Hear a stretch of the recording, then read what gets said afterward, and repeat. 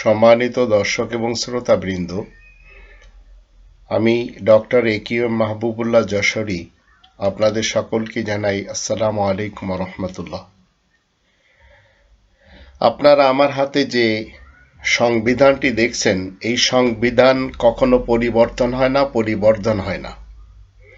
বাংলাদেশী সেবা party one ইলা বিশ্বাসী, একক হুকুমদাতায় বিশ্বাসী, আর এই কনস্টিটিউশনের বিশ্বাসী।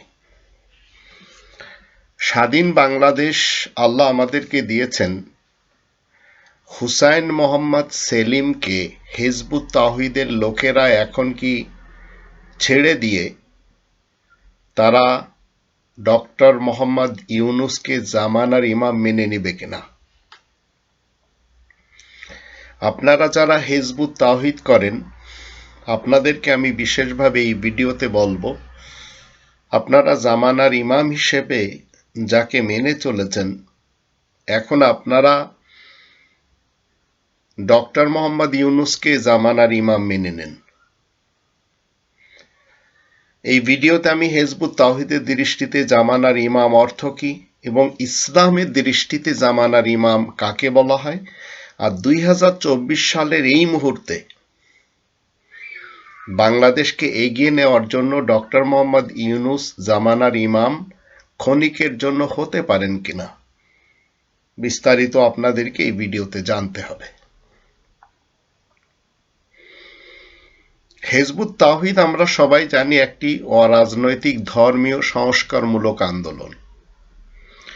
বাংলাদেশে প্রায় প্রত্যেকটি এলাকাতে এদের সাংগঠনিক কার্যক্রম বিস্তৃত আমরা দেখতে পাই। যারা অন্যান্যরা ধর্ম ব্যবসা করে, ধর্ম নিয়ে অপরাজনীতি করে, ধর্মের নামে জঙ্গিবাদী কর্মকাণ্ড করে, হিজবুত তাওহীদও একই কাজ করে, কিন্তু অন্য আঙ্গিকে। ইসলাম এরা জানে না, ইসলামের সত্য ব্যাখ্যাও এদের কাছে নেই, যে ব্যাখ্যার মাধ্যম দিয়ে মানুষকে এরা সতর্ক করবে। কিন্তু এদের কাছেও রয়েছে অন্যান্যদের মতো হাদিস, ইতিহাস, এগুলি তারা মানুষের সামনে তুলে ধরে চলেছে। আমাদের দেশের রাজনৈতিক একটি বড় পার্টি হলো জামাতে ইসলাম, তাদের অঙ্গ সংগঠন ছাত্র শিবির, বাংলাদেশ ইসলামী ছাত্র শিবির।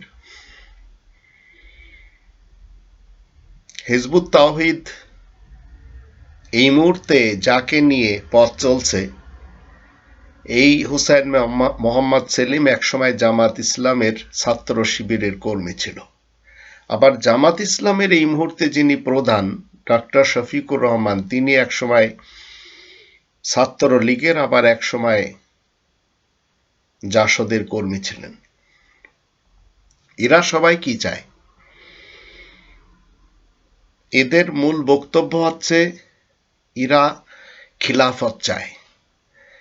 এরা নিজেদেরকে আল্লাহ তাআলার প্রতিনিধি হিসেবে নিজেদের উপরে দায়িত্ব আল্লাহ তাআলার পক্ষ থেকে প্রতিনিধিত্ব করার জন্য কি করেছে? স্থির করে নিয়েছে। আল্লাহ এদেরকে দায়িত্ব দেননি। জামাতে ইসলামীর ব্যাপারে অনেক মৌলবীদের দেখবেন বলবে তারা যে এটি আল্লাহ তাআলার পক্ষ থেকে, তদ্রূপ এই শব্দটি, এই বাক্যটি আবার হুসাইন মোহাম্মদ সেলিমও বলে থাকেন।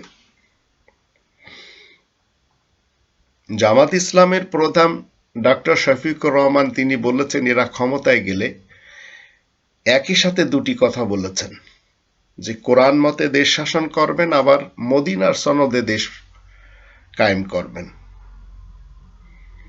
কোরআনের সনদ ভিন্ন জিনিস, মদিনার সনদ ভিন্ন জিনিস, কিন্তু ইনারা এটি জানেন না।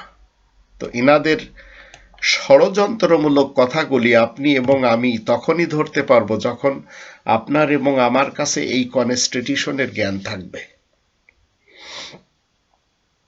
এই কনস্টিটিউশনের জ্ঞান যদি আপনার আমার কাছে না থাকে, তাহলে তাগুতের হয়ে যারা কাজ করছে, ইবলিস এবং শয়তানের ষড়যন্ত্র নিয়ে যারা কাজ করছে, এদের মোকাবেলা আপনি করতে পারবেন না।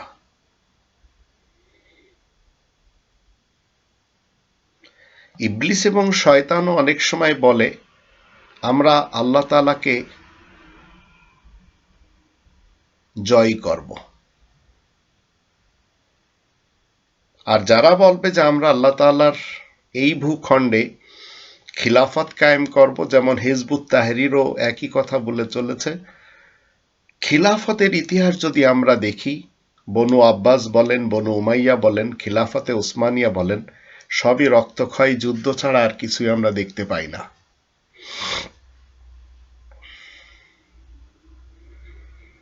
ইসলামকে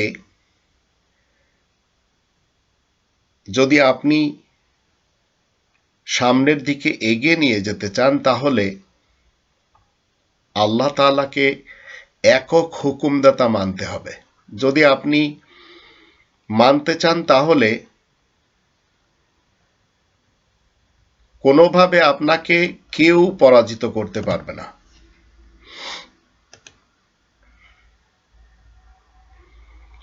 হিজবুত তাওহীদের যে ইতিহাস আমরা যদি দেখি, তাহলে এদের ইতিহাস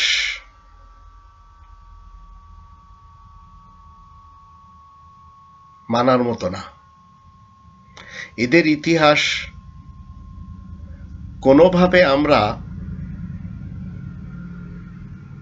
ফলো করতে পারবো না। হিজবুত তাওহীদের হুসাইন মোহাম্মদ সেলিমের প্রচেষ্টায় তার বইগুলি বিক্রি করার জন্য আমাদের দেশের এক শ্রেণীর বোনদেরকে, নারীদেরকে তাদের ঘরের সিংহাসন থেকে বের করে নিয়ে আসছে, আর নিয়ে এসে তার বই বিক্রি করার জন্য রাস্তার, মাঠের, বাজারের কর্মী হিসেবে, পণ্য হিসেবে ব্যবহার করে চলেছে। হিজবুত তাওহীদের যারা সদস্য, এরা সবাই হুসাইন মোহাম্মদ সেলিমের দাস দাসীতে পরিণত হয়েছে। হিজবুত তাওহীদ যাকে প্রধান বানিয়েছিল মৃত্যু বায়াজিদ খান পন্নী, তিনি ছিলেন একজন রাজাকার। হুসাইন মোহাম্মদ সেলিম একসময় কি করতেন? তিনি মুদির দোকানদার ছিলেন, হালাল কামাতেন, কিন্তু এখন তিনি সুন্দরভাবে ফলসফা মানুষের সামনে তুলে ধরতে পারেন। আর এই ফলসফা মানুষের সামনে তুলে ধরার জন্য তিনি যে পারফরমেন্স করেন, সেগুলি তিনি শিবিরের কাছ থেকে শিখেছেন। তিনি নতুন কৌশলে ধর্ম ব্যবসা করছেন।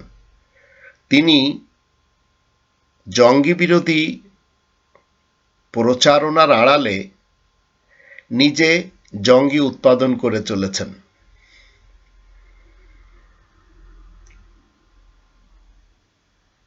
আমাদের দেশের ইতিহাস কিন্তু বলছে যে একসময় এদেরকে জঙ্গিবাদের তকমা লাগানো হয়েছে। এদের সাথে আবার সংঘর্ষে জড়িয়েছিল এদের বিপক্ষের মৌলবী সমাজ, আর এদের সংঘর্ষের কারণে এই সেলিমের দাস দাসীদের বিশেষ কয়েকজনকে হত্যা হতে হয়েছে।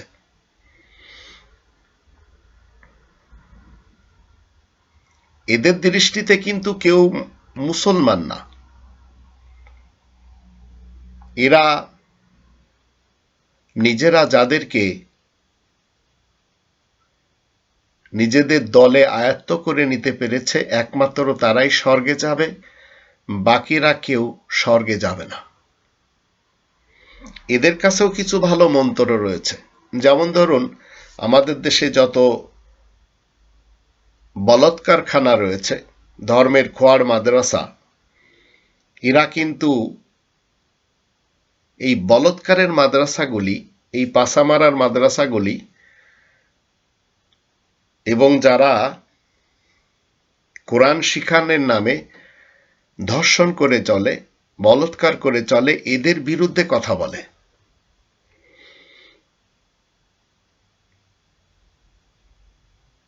তাই এই বলৎকারখানার মোতামিমদের দৃষ্টিতে হিজবুত তাওহীদকে পছন্দ করা হয় না। হিজবুত তাওহীদের এই মুহূর্তে পরিচালক যিনি, হুসাইন মোহাম্মদ সেলিম, তিনি কোরআন পড়তে জানেন না।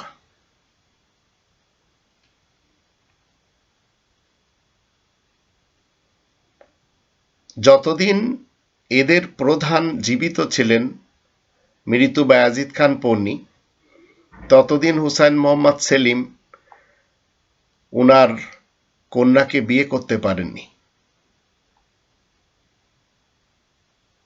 পরবর্তীতে উনার কন্যার সাথে হুসাইন মোহাম্মদ সেলিমের বিয়ে হয়ে যায়। এর নেপথ্যে অনেকগুলি কথা আছে, যেগুলি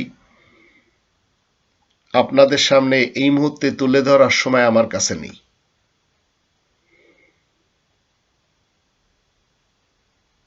হুসাইন মোহাম্মদ সেলিম নোয়াখালীর সোনাইমুড়িতে যে পোরখরা গ্রামে মসজিদ তৈরি করেছেন, সেখানেই সংঘর্ষ হয়েছে এবং সেখানেই হুসাইন মোহাম্মদ সেলিমের যারা ইমাম মানে তাদের হত্যা হতে হয়েছে। এই হত্যাকারীদের বিচার আজ পর্যন্ত হয়নি, কিন্তু হুসাইন মোহাম্মদ সেলিমের কারণে ওই সন্তানেরা খুন হয়েছে। তাই হুসাইন মোহাম্মদ সেলিম একজন খুনি।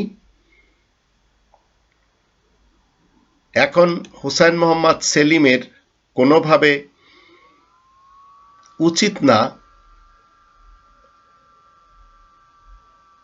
যারা হিজবুত তাওহীদ করে চলেছে তাদের সে নেতৃত্ব দিবে। এবং বায়াজিদ খান পন্নী, উনি একজন নেশাখোর ব্যক্তি ছিলেন। তিনি খুব বেশি পাতার বিড়ি সেবন করতেন। তিনি খুশি থাকলেও বিড়ি ধরাতেন, কষ্ট পেলেও বিড়ি ধরাতেন। তিনি চাপে থাকলেও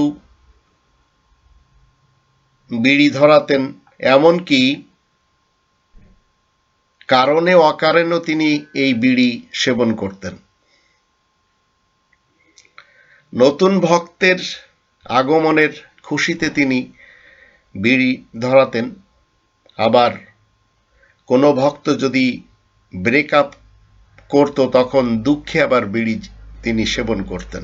এটি তার ইতিহাসে আমরা দেখেছি। এবং হিজবুত তাওহীদের আগাগোড়া যদি আমরা দেখি, তাহলে তাদের চালচলন, রহনসহন সবই কোরআন বিরোধী। ওদের বিরুদ্ধে অনেকেই প্রতিরোধ করে চলেছেন এবং কোনোভাবেও তারা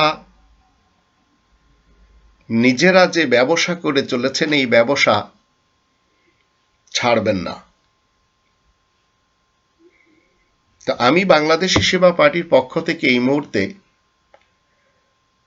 যারা হুসাইন মোহাম্মদ সেলিমকে মেনে চলেছেন তাদের আমি বলবো যে আপনারা তো যাকে ইমামুজ্জামান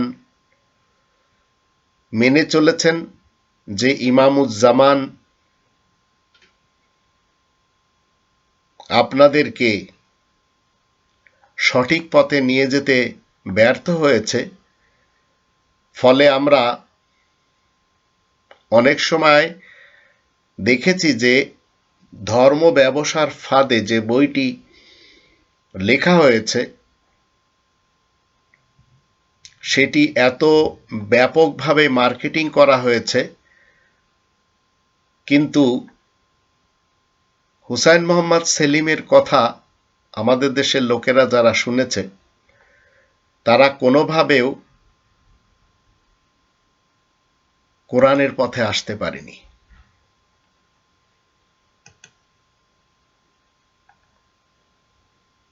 তো আপনারা এই মুহূর্তে জামানার ইমাম হিসেবে হুসাইন মোহাম্মদ সেলিমকে না মেনে আপনারা যদি সুবিচার চান, শান্তি চান, নিরাপত্তা চান, আর মনে করেন যে জামানার ইমাম সুবিচার দিবে, শান্তি দিবে, নিরাপত্তা দিবে, বাক স্বাধীনতা দিবে, তাহলে আপনারা ডক্টর মোহাম্মদ ইউনূসের সঙ্গী সাথী হয়ে যান। তিনি আপনাদেরকে সুবিচার, শান্তি এবং নিরাপত্তা, বাক স্বাধীনতা এগুলি দেওয়ার জন্য কাজ করে চলেছেন। আপনারা যে 5টি কর্মসূচি পেয়েছেন আপনাদের জামানার ইমামের কাছ থেকে, এবং আপনারা মনে করে চলেছেন এই 5টি কর্মসূচি পালন করলে আপনারা একজন মুমিন, একজন মুসলিম হবেন। মনে রাখবেন, কোরআনের 5টি দাবি যা 900 কোটি মানুষের উপরে আল্লাহ ন্যস্ত করেছেন, ওই 5টি দাবি আপনাদেরকে এ যাবৎ শিক্ষা দেওয়া হয়নি। কোরআনের 5টি দাবির ভিতরে একটি দাবি হচ্ছে কোরআনকে শতভাগ বিশ্বাস করতে হবে। 2 নম্বর দাবি হলো কোরআনের ভাষায় কোরআনকে শিখতে হবে। 3 নম্বর দাবি হলো মাতৃভাষায় কোরআনকে জানতে হবে। 4 নম্বর দাবি হলো কোরআন মতে জীবন কাটাতে হবে। আর 5 নম্বর দাবি হলো কোরআনে তাবলীগ করতে হবে। তো আপনি যখন কোরআনে তাবলীগ করবেন, কোরআন মতে জীবন কাটাবেন, মাতৃভাষায় কোরআনকে জানবেন, তখন এই আল্লাহ তাআলার দেওয়া যে 5টি দাবি 900 কোটি মানুষের উপরে আল্লাহ তাআলার পক্ষ থেকে রয়েছে আজকের দিনে, সেই 900 কোটি মানুষের মধ্যে হিজবুত তাওহীদের আপনারা যারা সদস্য, আপনারাও কিন্তু রয়েছেন। কিন্তু আপনারা এই 5টি দাবি জানেন না, আপনাদেরকে শেখানো হয়নি, আর কখনো শেখানো হবেও না। কারণ আপনাদের যিনি ইমাম, তিনি যে 5টি কর্মসূচি দিচ্ছেন, একটি হচ্ছে ঐক্যবদ্ধ হওয়া, একটি হচ্ছে হুসাইন মোহাম্মদ সেলিমের আদেশ পালন করা,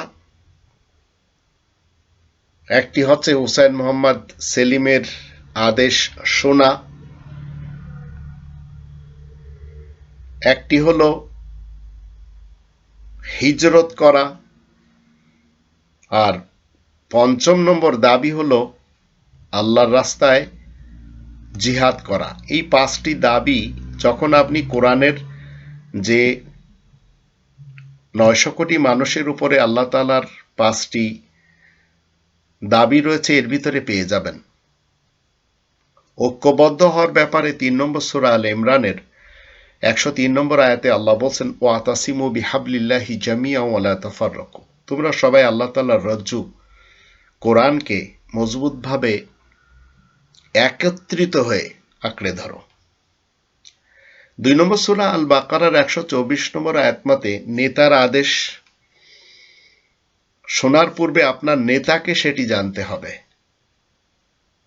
সেখানে আল্লাহ বলছেন, ইন্নী জাইলুকা লিন্নাসি ইমামা, ইব্রাহিম রাসূলের ব্যাপারে আল্লাহ বলছেন, আমি তোমাকে সর্বজামানার, সর্বক্ষণের, সর্বসময়ের জন্য ইমাম নির্বাচন করলাম। 3 নম্বর হচ্ছে নেতার আদেশ পালন করতে হবে।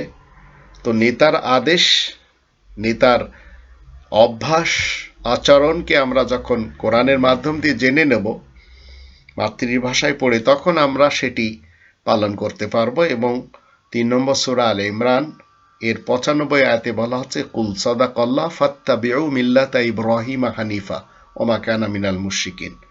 তুমি বলে দাও, আল্লাহ সত্য বলছেন, তোমরা সবাই ইব্রাহিমের আচার অনুষ্ঠানের অনুসরণ করো, যেটি স্বতন্ত্র, এবং ইব্রাহিম অংশীবাদী মুশরিকদের কেউ না।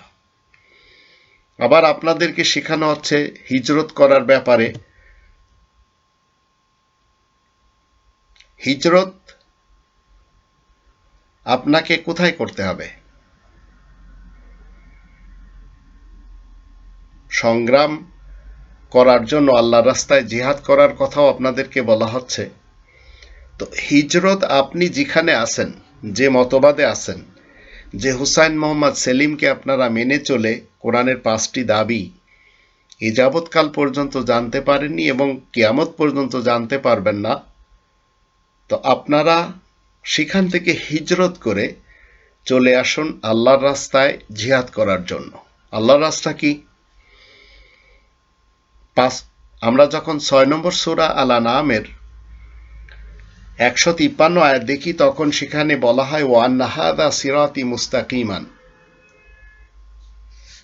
আল্লাহ বলছেন যে এই যে কোরআনের পথ, এটি হচ্ছে আমার পথ, যা সুপ্রতিষ্ঠিত।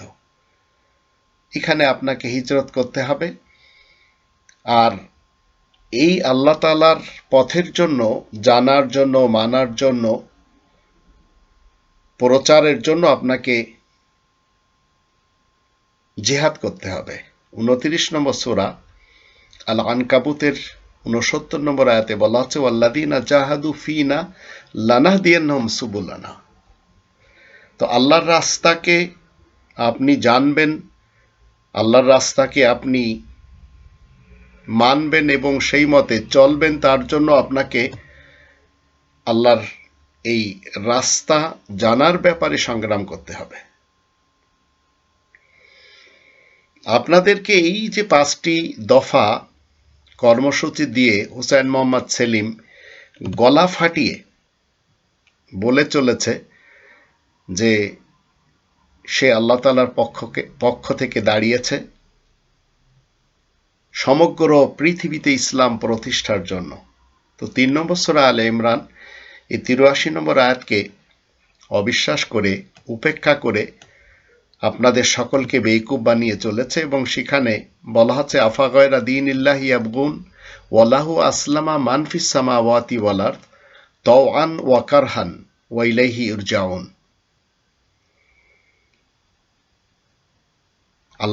আল্লাহ তাআলার যে দেওয়া জীবন ব্যবস্থা, এই জীবন ব্যবস্থাকে বাদ দিয়ে গয়রা দীনিল্লাহকেই মানুষ তলাশ করবে। যেমন আপনারা হুসাইন মোহাম্মদ সেলিমের পিছনে যে তলাশ করে চলেছেন। ওয়ালাহু আসলামা মান ফিস সামাওয়াতি ওয়াল আরদ তাওআন ওয়া কারহান ওয়া ইলাইহি ইরজাউন। অথচ আল্লাহ তাআলার জন্য ইসলাম কায়েম রয়েছে আসমান এবং জমিনের সবখানে, আর আল্লাহ তাআলার দিকেই সবাইকে ফেরত যেতে হবে। তো চিরস্থায়ী ইমাম আল্লাহ যাকে নির্বাচন করলেন, তিনি হলেন 2 নম্বর সূরা আল বাকারার 124 নম্বর আয়াত মতে সর্বজামানার জন্য ইমাম হলেন ইব্রাহিম রাসূল। ক্ষণস্থায়ীভাবে বায়েজিদ খান পন্নী জামানার ইমাম হয়েছেন, মৃত্যুবরণ করেছেন। হুসাইন মোহাম্মদ সেলিম তারপরে দাবিদার। এখন আমরা একটি নতুন রাষ্ট্র আল্লাহ তাআলার পক্ষ থেকে পেয়েছি সকলের প্রচেষ্টায়। এই রাষ্ট্রের ইমাম এই মুহূর্তে হলেন পৃথিবীর ইতিহাসে যিনি বিশ্ব শান্তিতে নোবেল প্রাইজ পেয়েছেন, ডক্টর মোহাম্মদ ইউনূস। আপনারা যারা হিজবুত তাওহীদের সদস্য, আপনারা ইনাকে এই মুহূর্তের জামানার জন্য ইমাম মেনে নিন।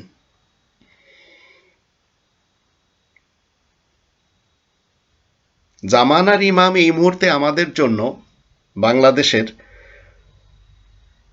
প্রধান ডক্টর মোহাম্মদ ইউনূস। ইনি এই মুহূর্তে জামানার ইমাম।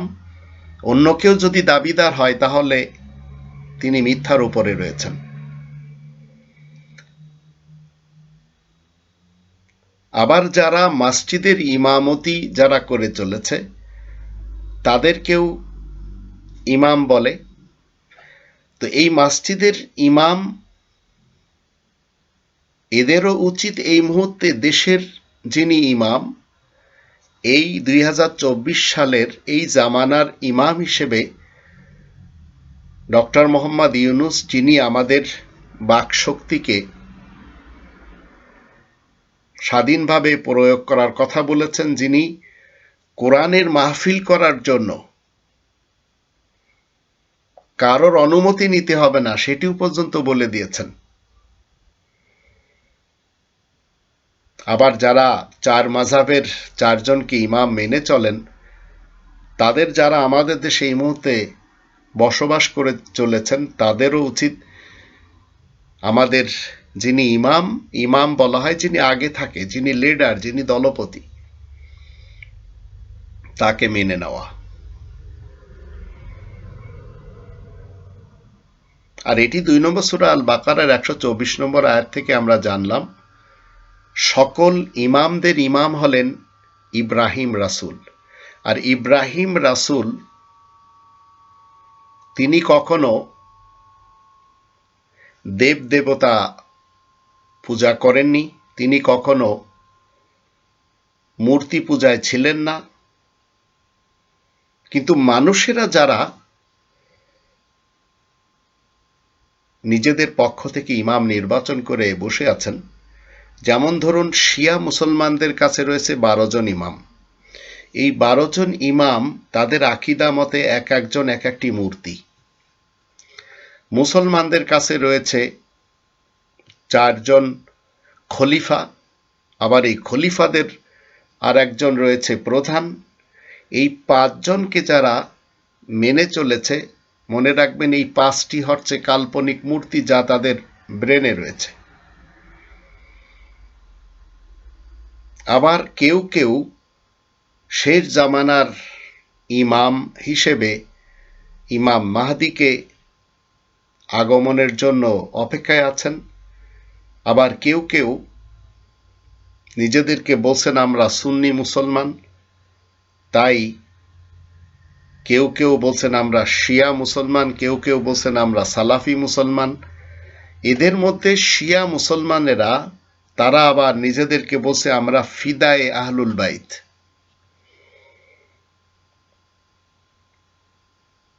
আবার কেউ কেউ নিজেদেরকে বলছেন যে আমরা সিপাহে সাহাবা, সাহাবাদের সৈনিক। কেউ কেউ বলছেন আমরা সিপাহে মুহাম্মদ, আমরা মুহাম্মাদের সৈনিক। কেউ কেউ বলছে আমরা জায়শে আলী, আলীর লস্কর। এইভাবে হিজবুত তাওহীদের লোকেরা তারা স্লোগান দিয়ে যাচ্ছেন যে আমরা হচ্ছি বায়াজিদ খান পন্নীর মাধ্যম দিয়ে উজ্জীবিত।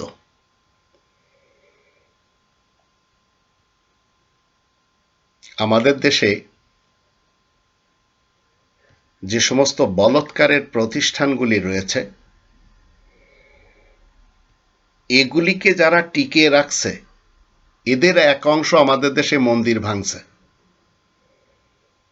মন্দির কারা ভাঙছে, মন্দির কারা পাহারা দিচ্ছে, এদের টুপি দেখলে আমরা বুঝতে পারি এরা কোন পার্টির লোক। তা আমাদের দেশে উলামা লীগ রয়েছে, উলামা দল রয়েছে, জামাত ইসলামেরও উলামা সমাজ রয়েছে, শিয়া মুসলমান, কাদিয়ানি মুসলমান এবং সালাফি মুসলমানদেরও উলামা রয়েছে। তো যারা হিজবুত তাহরীর করে চলেছেন, হিজবুত তাওহীদ করে চলেছেন এবং যারা ধর্মজীবী মৌলবীদের পিছনে নিজেদেরকে একটি রশির সাথে বেঁধে রেখেছেন, আপনারা এই রশি ছিঁড়ে ফেলুন। অতীতকাল থেকে আপনারা যা কিছু শুনেছেন সেগুলি সব পাপের কথা শুনেছেন। কোরআনের 5টি দাবি এরা কেউ আপনাদেরকে দেয়নি। তাই আপনারা সবাই এই রশি ছিঁড়ে চলে আসুন কোরআনের 5টি দাবির দিকে।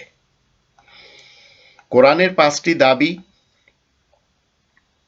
আমরা যদি 29 নম্বর সূরা আল আনকাবুতের 51 নম্বর আয়াত পড়ি, সেখানে আল্লাহ বলেন, আওয়ালাম ইয়াকফিহিম আন্না আনজালনা আলাইকাল কিতাবা ইউতলা আলাইহিম ইন্না ফি যালিকা লারাহমাতাও ওয়া যিকরা লিকওমিন ইউমিনুন। এই কনস্টিটিউশনের ব্যাপারে, এই সংবিধানের ব্যাপারে আল্লাহ বলেন, মানুষের জন্য এটা কি যথেষ্ট নয় যে আমি তোমার প্রতি এমন একটি লিখিত কিতাব নাজিল করেছি যা তাদেরকে পড়ে শোনানো হচ্ছে। এই লিখিত কিতাবের মধ্যে রয়েছে অনুগ্রহ, কর্ম পরিকল্পনা মানে উপদেশ, তাদের জন্য যারা ইউমিনুন নিজেরা শান্তিতে থেকে অন্যদেরকে শান্তি দেয়। তো ডক্টর মোহাম্মদ ইউনূস এই মুহূর্তে যে আচরণ আমাদের সাথে দিচ্ছেন, যে পরিকল্পনা আমাদেরকে দিচ্ছেন, সেটি হুসাইন মোহাম্মদ সেলিম কিংবা এই উলামা লীগ, উলামা দল এরা দিতে পারবে না। আমাদের স্কুলগুলির নতুন শপথ আমরা যখন দেখছি, সেগুলি আপনারা যখন শুনবেন, তো সেই শপথ শুনলে সত্যি আপনাদের হৃদয় শীতল হয়ে যাবে। এটি ডক্টর মোহাম্মদ ইউনূসের মাধ্যম দিয়ে সম্ভব হয়েছে। আমাদের দেশের শিক্ষা ব্যবস্থাকে শেষ করে দেওয়ার জন্য নুরুল ইসলাম নাহিদ, ডক্টর দীপু মনি এবং নওফেল ছাড়া আরও এমন ডজনখানিক শিক্ষাবিদরা ছিলেন যারা আমাদের দেশের শিক্ষা ব্যবস্থা শেষ করে দিয়ে গেছেন। ভারতের গোয়েন্দা সংস্থা রয়ের অধীনস্থ স্বীকার করে এবং তাদের তোলমর্দন করে তাদের পা চেটে। তো ডক্টর মোহাম্মদ ইউনূস তিনি আমাদের দেশের সন্তানদেরকে কোরআন পড়ানোর ব্যাপারে উৎসাহ দিচ্ছেন। কিন্তু আমাদের দেশের যারা কংগ্রেসি উলামা, বিভিন্ন গণমাধ্যমে দেখবেন ক্ষমতার জন্য এরা নিজেরা কিভাবে কামড়াকামড়ি করেছে,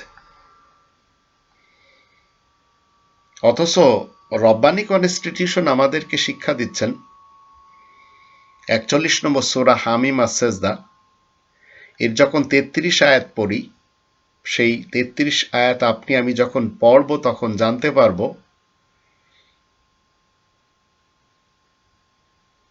ওয়ামান আহসানু কাওলাম মিম্মান দাআ ইলাল্লাহ ওয়া আমিলা সালিহা ওয়া ক্বালা ইন্নানী মিনাল মুসলিমিন। তার থেকে ভালো বাণী আর কারি হতে পারে যে কিনা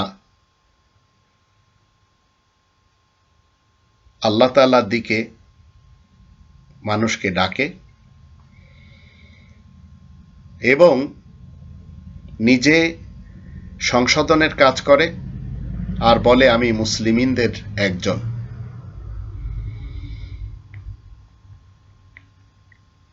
আমাদের দেশের সবচেয়ে বড় বিদ্যাপীঠ ঢাকা ইউনিভার্সিটি, সেখানে এখন ধর্মের নামে যা কিছু হবে, মিলাদুন্নবী বলেন, দাওয়াতে ইশক বলেন, আবার সেখানে তারানা শোনানো হবে, সেখানে গজল গাওয়া হবে, সেখানে নাশিদ পড়া হবে, সেখানে হামদ এবং নাত পড়া হবে। এগুলিকে আমাদের দেশের এক শ্রেণীর লোকেরা ইসলাম মনে করে। এগুলি একটিও ইসলাম না, ইসলামের সাথে এগুলি যায় না।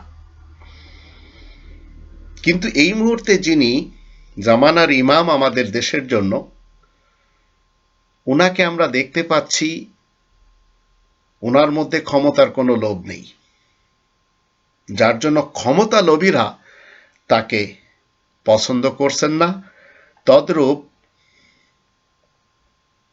হুসাইন মোহাম্মদ সেলিম, তিনি যদি তার অনুসারীদেরকে নিয়ে, তার দাস দাসীদেরকে নিয়ে বলেন যে আমরা ডক্টর মোহাম্মদ ইউনূসের অধীনে দেশকে আগে বাড়িয়ে নিব, জনকল্যাণে কাজ করব,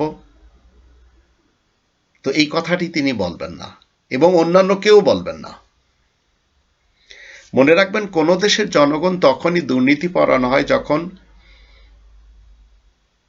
সেই দেশের শাসক দুর্নীতির আশ্রয় নেয়। বিগত 53 বছরের ইতিহাস এটি বলছে, আমাদের দেশের দুর্নীতিপরায়ণ শাসকেরা আমাদের সকলের সামনে বন্দুক তান করে আমাদেরকে ভারতের পেটে ঢুকিয়ে দিয়েছিল। তো দেশের জনগণ দুর্নীতিপরায়ণ দেশের শাসকদের দুর্নীতির কারণে হয়, আর শাসক তখনই দুর্নীতিপরায়ণ হয় যখন রাষ্ট্রের যারা বুদ্ধিজীবী দাবিদার, সেই বুদ্ধিজীবীদের নৈতিক অবক্ষয় দেখা দেয়। আর বুদ্ধিজীবীদের নৈতিক অবক্ষয় তখনই হয় যখন তারা ধনসম্পদের প্রতি আকৃষ্ট হয়ে পড়ে, এক কথায় রিবাখোর হয়। তো রিবাখোরদের অধীনস্থ হয়ে যদি আপনি আমি মনে করি যে আমরা ভবিষ্যৎ উজ্জ্বল গড়ে নেব, পারব না। ধর্মের সকলের একটি মতবাদ রয়েছে আমাদের দেশে, সেটি হচ্ছে যে ইমামুজ্জামান শেষ মুহূর্তে আসবে। এমনকি অনেকের মতবাদ শেষ মুহূর্তের আগে একজন ইমামুজ্জামান আসবেন, আবার অনেকের ধারণা ইমাম মেহেদী আসবেন, কেউ আবার বলেন চতুর্থ আকাশ থেকে ঈসা রাসূল আসবেন, যিনি মানুষকে সৃষ্টিকর্তার নিদর্শন শিখাবেন। তো এখন সৃষ্টিকর্তার নিদর্শন যদি আমরা দেখি এবং এই ধর্মের অনুসারীদের কথা যদি মানি, তো কোরআনের 30 নম্বর সূরা আর রোম এর 22 নম্বর আয়াতে আল্লাহ বলেন, ওয়া মিন আয়াতি খালকুস সামাওয়াতি ওয়াল আরদ ওয়া ইখতিলাফু আলসিনাতিকুম ওয়া আলওয়ানিকুম ইন্না ফি যালিকা লাআয়াতিল লিল আলিমিন। আল্লাহ তাআলার নিদর্শন সময়ের মধ্যে অন্যতম নিদর্শন হলো তোমাদের ভাষা এবং বর্ণ, বিভিন্ন ভাষায় কথা বলা, বিভিন্ন রঙে আমরা আল্লাহ তাআলার শান্তির রাজ্যে মানুষকে দেখতে পাই, তিনি সাজিয়েছেন। নিশ্চয় এর ভিতরে নিদর্শন রয়েছে, তবে যারা জ্ঞান রাখে তাদের জন্য। আমাদের দেশের যারা কোরআনের দরজ দেওয়া বাদ দিয়ে হাদিসের দরজ দেন, ফলসফার দরজ দেন, বুদ্ধির দরজ দেন, তাদের কাছ থেকে শুধু গাঁজাখড়ি কথা ছাড়া আর কোনো কিছু কেউ শিখতে পারে না। তো আমাদের দেশে আরেক শ্রেণীর লোক, তারা এখন বলে চলেছে হিন্দুদের পূজায় আমরা কোনো প্রকার ব্যাঘাত ঘটাবো না। তো হিন্দুদের পূজায় আপনি ব্যাঘাত ঘটানোর কে? হিন্দুরা কি আপনার ঈদের মাঠে ব্যাঘাত ঘটাচ্ছে? একটি দেশে বসবাস করতে গেলে আস্তিক এবং নাস্তিক সবাই মিলেমিশে থাকতে হয়। আর এই মুহূর্তে আমাদের দেশের যিনি এই ক্ষণিকের জামানার ইমাম হয়ে দায়িত্ব নিয়েছেন, ডক্টর মোহাম্মদ ইউনূস, তিনি বলেছেন যে ন্যায় বিচার দেওয়ার ব্যাপারে আমি কেন দেখতে যাব যে অমুক হিন্দু, অমুক বৌদ্ধ, অমুক খ্রিস্টান, অমুক মুসলমান, শিয়া সুন্নি সালাফি কাদিয়ানি আহমাদি বা অন্য কেউ, এদেশের ভূখণ্ডে যাদের জন্ম, যারা বাংলাদেশী, তাদের সকলের কনস্টিটিউশন মতে ন্যায় বিচার পাওয়ার অধিকার রয়েছে। তো জামানার ইমাম এর থেকে বড় কথা আর কি বা বলবেন? আপনি আমি যদি মনে করি আমাদের দেশে 25 লক্ষ কোরআনের হাফেজ রয়েছে, 2 লক্ষ কারি রয়েছে, 3.5 লক্ষ মসজিদের ইমাম, মুয়াজ্জিন এবং খতিব রয়েছে, 1,20,000 ধর্মের খোয়ার মাদ্রাসার মোহতামিম রয়েছে। এদেরকে নিয়ে যদি আপনি গর্ব করেন যারা কোরআনের কিছুই জানে না, তো মনে রাখবেন এই দেশের ভবিষ্যতের জন্য অন্ধকার হাতছানি দিয়ে ডাকছে, এছাড়া আর কিছু না। কারণ এরা কেউ কোরআনের 5টি দাবি জানে না, তাই মানেও না, আর আমলে তো নেই। জামাতের প্রধান ডক্টর শফিকুর রহমান সাহেব বলেছেন, জামাত ক্ষমতায় আসলে সংবিধান হবে কোরআন। ক্ষমতায় আসলে, এর পূর্বে জামাত ইসলামের লোকদের তিনি আমির যা বলবেন জামাত শিবিরের লোকেরা সেগুলি মেনে চলেছে। যেমন হুসেন মোহাম্মদের দাসদাসী যারা, তারা তার কথাকে চূড়ান্ত মনে করে। আবার তিনি বলেছেন জামাত ক্ষমতায় আসলে সংবিধান হবে কোরআন, মদিনা সনদে দেশ চলবে।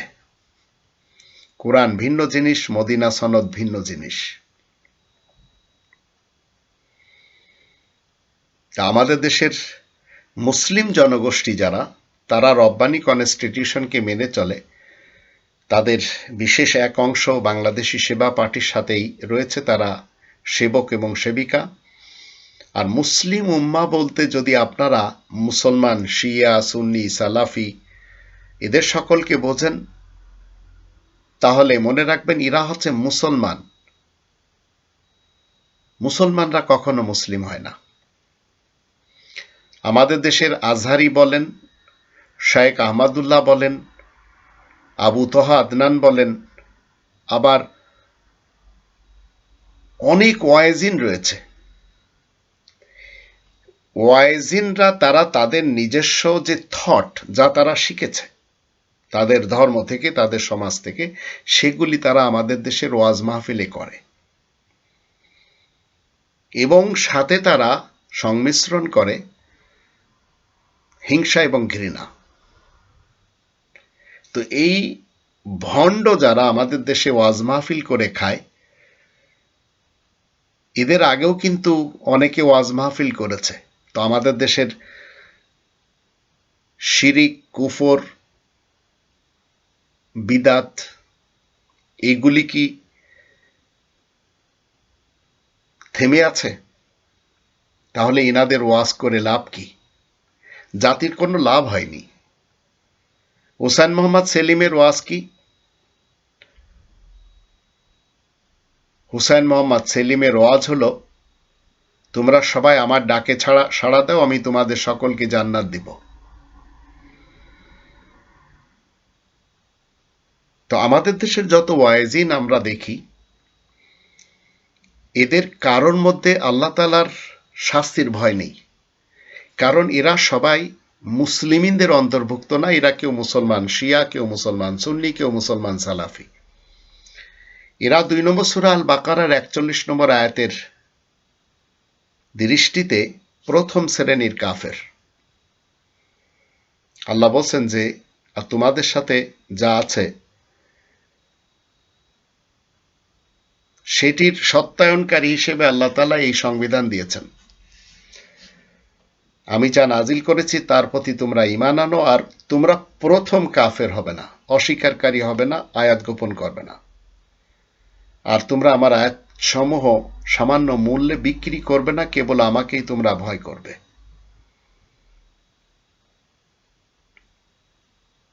ওয়ালা তাকুনু আউওয়ালা কাফিরিন বিহি। তো এই কনস্টিটিউশনের সাথে যারা প্রথম কাফের হয় তারা কারা? তারা এই আহলে কিতাবের অংশ। এরা শুধু এই কোরআনকে মানুষের সামনে তুলে ধরবে না। কারণ কোরআনের 5টি দাবি যখন আপনি মানুষের সামনে তুলে ধরবেন, আর এই 5টি দাবি যখন একজন মানুষ মেনে জীবন কাটাবে, তখন তো তার প্রয়োজনই পড়বে না কারোর কথা শোনার। 3 নম্বর সূরা আলে ইমরানের 187 আয়াতে আল্লাহ বলেন, আর স্মরণ করো যখন আল্লাহ এই কিতাব প্রাপ্তদের কাছ থেকে অঙ্গীকার নিয়েছেন যে অবশ্যই তোমরা তা মানুষের সামনে লাতুবাইয়িনুন্নাহু লিন্নাস ওয়ালা তাকতুমুনা, স্পষ্টভাবে বর্ণনা করবে এবং তা গোপন করবে না। কিন্তু তারা তা কি করে? তারা তা তাদের পিছনে ফেলে দেয় এবং তা বিক্রি করে তুচ্ছ মূল্যে। অতএব তারা যা ক্রয় করে তা কতই মন্দ। আর এদের সকলের কাছে নিজস্ব কনস্টিটিউশন রয়েছে, এদের সকলের কাছে মতবাদের গ্রন্থ রয়েছে, এদের কাছে আকাবির, আসলাফ এবং এদের মানহাজের উলামা রয়েছে। এরা সেইগুলি পড়ে, আবার এরাও সেগুলি নকল করে লেখে এবং বিক্রি করে, যেমন হুসাইন মোহাম্মদ সেলিম করে চলেছে। 2 নম্বর সূরা আল বাকারার 79 আয়াতে আল্লাহ বলেন, সুতরাং ধ্বংস তাদের জন্য যারা নিজ হাতে গ্রন্থ রচনা করে এবং বলে এটি আল্লাহ তাআলার পক্ষ থেকে, যাতে তা তুচ্ছ মূল্যে বিক্রি করতে পারে। সুতরাং তাদের হাত যা লিখেছে তার পরিণামে তাদের জন্য ধ্বংস, আর তারা যা উপার্জন করেছে তার কারণে তাদের জন্য ধ্বংস অনিবার্য। আপনি যদি রব্বানি কনস্টিটিউশন মানেন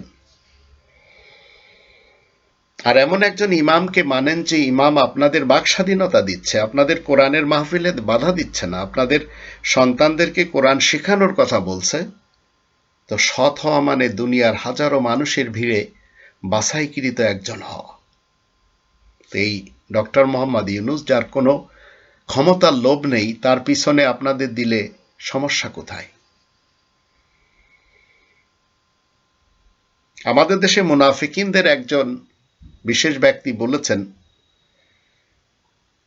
সে ইতিপূর্বে ছাত্র লীগের সাথে ছিল কৌশল অবলম্বন করে, এবং কৌশল অবলম্বন করে দেশকে ভালো কিছু দেওয়ার জন্য এই কথা তিনি বলেছেন, তাতে তিনি মনে করে চলেছেন এতে কোনো সমস্যা নেই। কোরআন আমাদেরকে শিক্ষা দেয়, ওয়াইলুন ইয়াউমাইযিল লিল মুকাজ্জিবিন, যারা মিথ্যাচার তাদের জন্য সেদিন রয়েছে দুর্ভোগ। ৭৭ নম্বর সূরা আল মুরসালাতের যখন ৪৯ আয়াত দেখি, সেখানে এটি বলা আছে। তা আপনি ধর্ম মানেন, কিন্তু দ্বীন ইসলামকে ছেড়ে নয়, দ্বীন ইসলামকে আগে জানতে হবে। তো দ্বীন ইসলাম জানার পর আমি দেখতে পাচ্ছি যে কোনো ধর্মের অবলম্বনকারী যারা ধার্মিক হয়েছে, তারা ধার্মিক হয়েছে এই কথার উপরে একত্রিত হওয়ার জন্য যে তারা নিজ ধর্মকে সুপিরিয়র বা শ্রেষ্ঠ আর অন্য ধর্মকে ইনফেরিয়র, নিকৃষ্ট মনে করার জন্য। আপনি যদি জামাত শিবিরে যোগ দেন, অথবা আপনি যদি হিজবুত তাওহীদে যোগ দেন, অথবা হিজবুত তাহরিরে আসেন, আপনাকে ফর্ম ফিল আপ করতে হয়। কোরআনের ইসলাম আমাদেরকে শিক্ষা দেয় 22 নম্বর সূরা আল হজ এর 78 নম্বর আয়াতে, হুয়া সাম্মাকুমুল মুসলিমিন, সেই সত্তা তোমাদের নাম মুসলিমিন রেখেছেন। তো এর জন্য আপনার ফর্ম ফিল আপ তো করতে হবে না। ইসলামের সবচেয়ে বড় পাপ হলো ধর্ম ব্যবসা, ধর্মকে বিকৃত করা। আর এই ধর্ম ব্যবসায়ীরাই মানুষকে ঠকিয়ে চলেছে। এদের প্রথমে আপনাকে এমনভাবে আপনার ধর্ম থেকে ছাঁটাই করে নিয়ে এসে তার ধর্মের বা তার সমাজের জন্য ফর্ম ফিল আপ করাবে। এইভাবে সবাই করে চলেছে, যে যেখানে রয়েছে সে সেখানেই উঁচু গলায় কথা বলে চলেছে। জামাত শিবির করতে হলে কলিজা লাগে, দেখবেন অনেকেই বলবে। সাইয়্যিদুল ইসলাম মাসুদ তিনিও বলেছেন।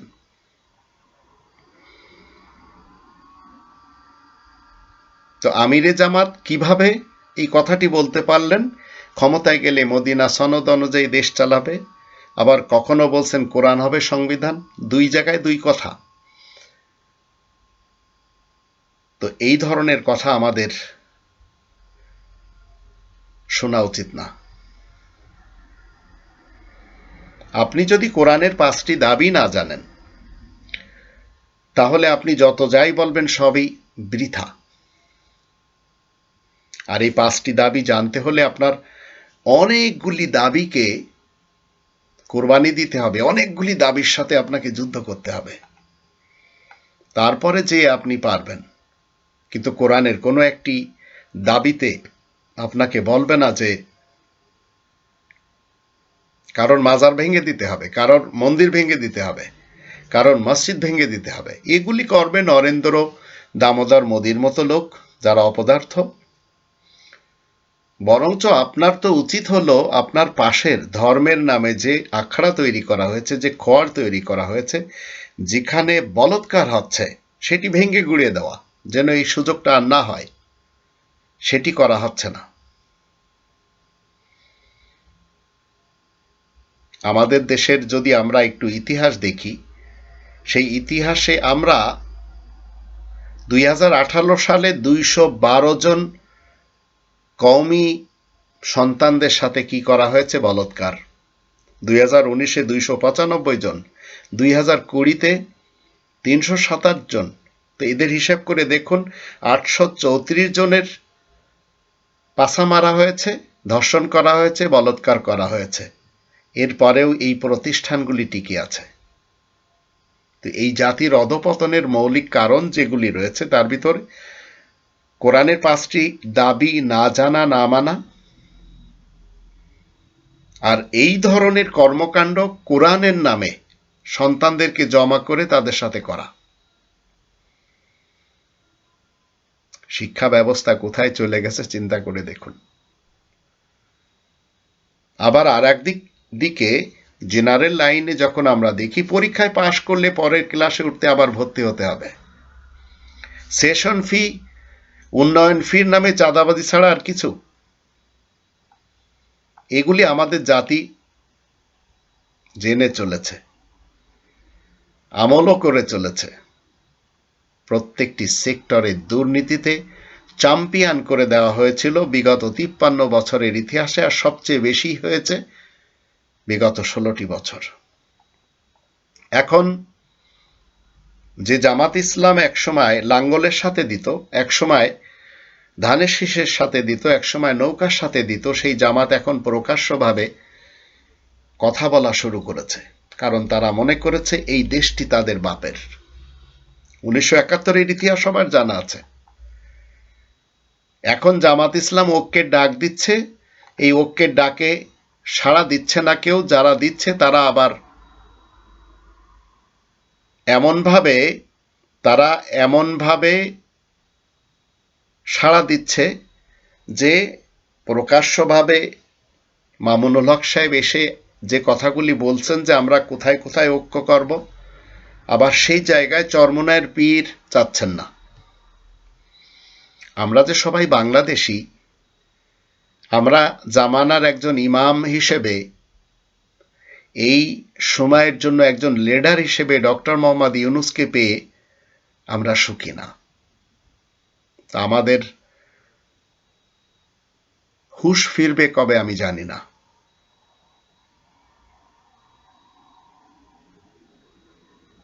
এখন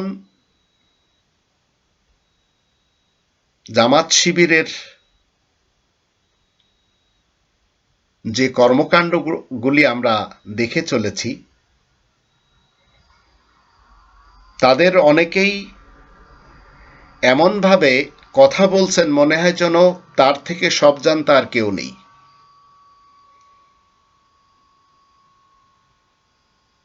পৃথিবীর সমস্ত এলাকার সভ্য লোকেরা ডক্টর মোহাম্মদ ইউনূসের পক্ষে, আর আমাদের দেশে কিছু অসভ্য ব্যক্তি রয়েছে, তারা তার বিরোধিতা করেই চলেছে।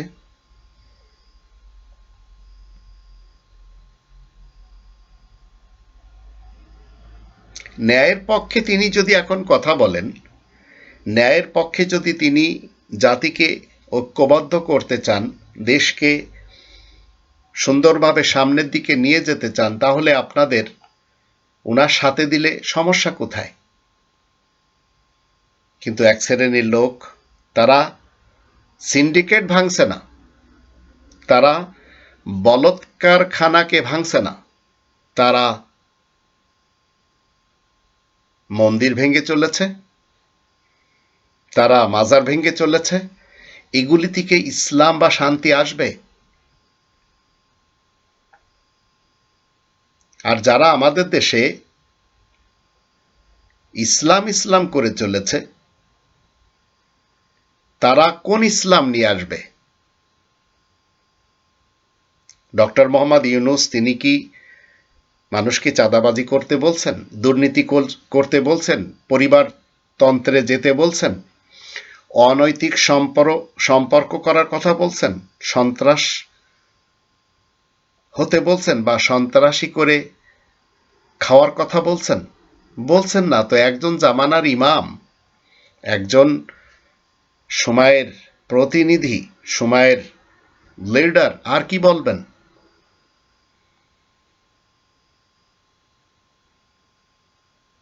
যখন যখন আমাদের দেশের বক্তা সমাজ তারা ধরা খায়, তাদের বিরুদ্ধে যখন আমরা কথা বলা শুরু করি, তখন তারা চিন্তা করে যে এখন তো ক্ষমা না চাইলে আর বাঁচা যাবে না।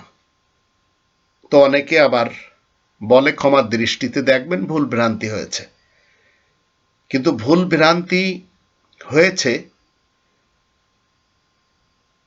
তারা কিন্তু জেনে শুনে ভুল ভ্রান্তি করে চলেছে। আপনি ধরে দিলি তখন তারা অনেকটা লজ্জা পায়।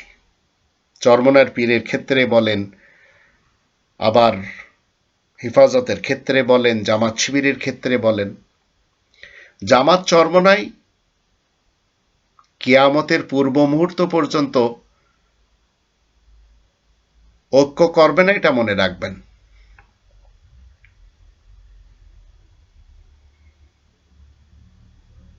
আমাদের দেশের আর এক শ্রেণীর যারা, তারা সবাই এমনভাবে কথা বলছে, তাদের কথা শুনলে মনে হচ্ছে এখন নতুন করে তারা এই যে বাকস্বাধীনতা প্রয়োগ করতে পারছেন, এখন ওনারা বলে চলেছেন যে আমাদের তো আগের যুগ ভালো মনে হচ্ছে।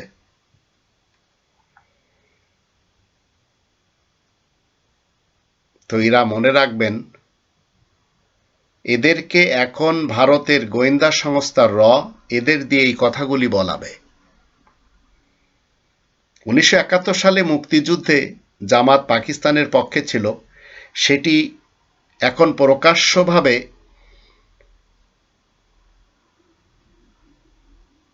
ডাক্তার শফিকুর রহমান সাহেব তিনি বলে দিচ্ছেন। দূরদর্শিতার জায়গা থেকে তিনি বলছেন যে তখন জামাতের আসল পাকিস্তানের পক্ষ নেওয়া ছিল। এখন আবার ইনি আমাদের দেশের মানুষকে শিক্ষা দিচ্ছেন যে মদিনার সনদে দেশ চালাবেন। এই কথা কিন্তু আমরা খুনি হাসিনার কাছ থেকেও শুনেছি, এবং পাকিস্তানের লোকেরা ইমরান খানের কাছ থেকেও শুনেছে।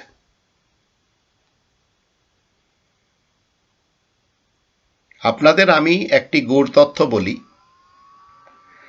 আমরা যখন দেখতে পাচ্ছি যে ভারতের নরেন্দ্র মোদী আমাদের দেশকে নিয়ে মাথা ঘামাচ্ছে, আমাদের দেশ নিয়ে ষড়যন্ত্র করছে, আমাদের দেশকে নিয়ে কোনো উস্কানিমূলক কথা বলছে, আমাদের দেশকে বিভিন্ন রকম ফাঁদে ফেলার চেষ্টা করে চলেছে, তখন আপনাকে আমাকে মনে করতে হবে যে আমাদের যিনি এই মুহূর্তে জামানার ইমাম ডক্টর মোহাম্মদ ইউনূস, তিনি আমাদের দেশকে স্বাধীনভাবে এগিয়ে নিয়ে যাচ্ছেন। আর এই ধরনের কথা শেরে বাংলাও বলেছিলেন। তবে আমাদের দেশে কিছু লোক রয়েছে যাদের পেটে ঘি সহ্য হয় না।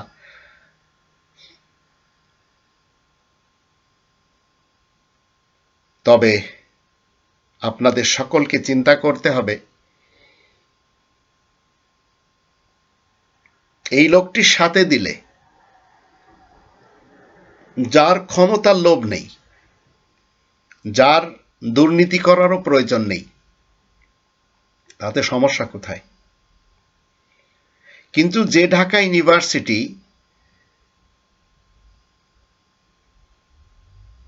এত বেশি কাজ করেছে, সেই ঢাকা ইউনিভার্সিটিতে এখন যেভাবে ধর্মের গান গাওয়া হচ্ছে, এগুলি একপাশে রাখতে হবে। এগুলির সময় না এখন। ইসলামে কোনো ধর্মের গান নেই। চরমোনার পীর তিনি বলেছিলেন 3টি জিনিসের নাম শিবির। সেগুলি আপনারা শুনেছেন এবং বিভিন্ন মিডিয়াতে দেখেছেন। আবার জামাতে ইসলামের নেতারা বলে চলেছেন তাদের পথ হচ্ছে ইসলামের পথ, কিন্তু তাদেরকে যখন বলবেন যে আপনারা ইসলামের পথ কোরআন থেকে শিখবেন না মৌলানা মওদুদির কাছ থেকে শিখবেন, তখন আপনার বিরুদ্ধে ফতোয়া দিয়ে দেবে। একসময় আমাদের দেশের হুজুরদের অনেকে বলেছিলেন ইসলামী ব্যাংকে অ্যাকাউন্ট করা ফরজ। আবার আর এক শ্রেণীর লোকেরা ডক্টর ইউনূসকে সুদখোর এবং সুদের কারিগর হিসেবে বক্তৃতা করে চলেছিলেন। আবার তারাই কিনা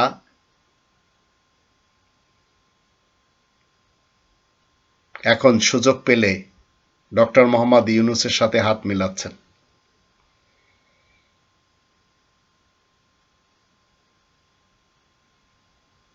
আপনাকে আমাকে মুখের কথা আর বাস্তবতার যে অনেক তফাৎ, এটি বুঝতে হবে। আমাদের দেশের মৌলবী সমাজ যেভাবে হাদিসের মাধ্যম দিয়ে, রিওয়ায়াতের এবং ফিকার মাধ্যম দিয়ে ফতোয়া দিয়ে থাকে, এই ফতোয়াগুলি তারা নিজেরা তৈরি করে এবং সেই ফতোয়া অনুযায়ী তারা মনে করে যদি জাতিকে চালানো যায় তাহলে তাদের দলে অনেক লোক হবে। তো সবার কাছে আলাদা আলাদা ফতোয়া রয়েছে, সবার কাছে আলাদা আলাদা স্টেশন রয়েছে।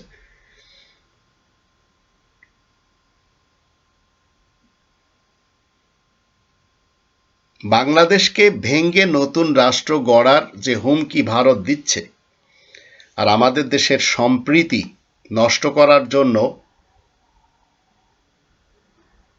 যেভাবে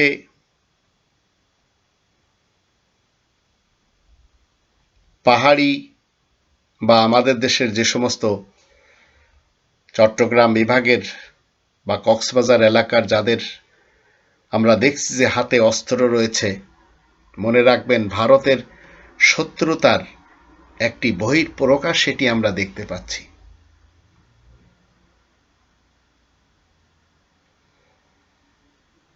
এখন আপনারা যারা হিজবুত তাওহীদ করেন, আপনারা সুযোগ এসেছে, যদি মনে করেন যে এই জামানার ইমামের সাথে দিলে কিছুটা হলেও আমাদের ভবিষ্যৎ তিনি গড়ে দিবেন, তাহলে আপনারা দিন।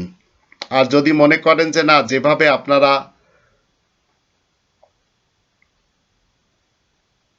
আপনাদের জামানার ইমাম হিসেবে যাকে নির্বাচন করেছেন এবং যিনি নিজেকে জামানার ইমাম বলতে গর্ববোধ করেন, তার পিছনেই যান, মনে রাখবেন তাতে কোনো লাভ হবে না। কারণ আপনাদের অনেক ক্ষেত্রে আমাদের দেশে বুক ফুলে চলতে দেওয়া হবে না। আপনাদের বিপক্ষে যারা, তারা কিন্তু এই ধরনের পদক্ষেপ নেওয়ার চেষ্টায় রয়েছে। আর যারা জামাত শিবির করে, জামাত ইসলাম করে মনে করে চলেছেন যে তাদেরটাও আল্লাহ তাআলা তৈরি করা সংগঠন, হিজবুত তাওহীদের যারা বলে চলেছেন যে তাদেরটাও আল্লাহ তাআলার পক্ষ থেকে, তো আল্লাহ তাআলার পক্ষ থেকে কোরআন এসেছে 5টি দাবি নিয়ে। এটি আপনাকে আমাকে জানতে হবে।